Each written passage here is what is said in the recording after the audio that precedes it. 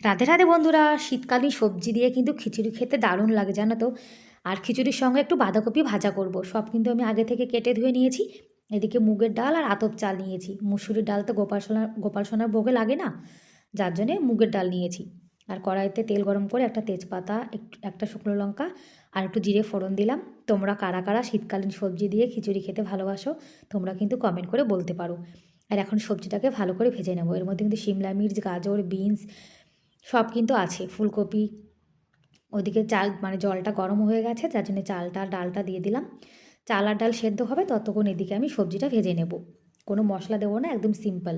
আর আমার বর কিন্তু অনেক দিন থেকেই বলছে খিচুড়ি খাবে খিচুড়ি খাবে, যার জন্য আজকে কিন্তু খিচুড়ি বানিয়েছি। আর ভিডিওটি ভালো লাগলে প্লিজ এটা লাইক করে দিও। তোমরা কারা কারা খিচুড়ি খেতে পছন্দ করো কমেন্ট করে কিন্তু জানাতে পারো। এদিকে চাল ডালটা কিন্তু ফুটে গেছে, সবজিটাও ভেজে নিয়েছি। এখন এর মধ্যে দিয়ে দিলাম। কারেন্ট আসছিল, যার জন্য হিটারে বসিয়ে দিয়েছি।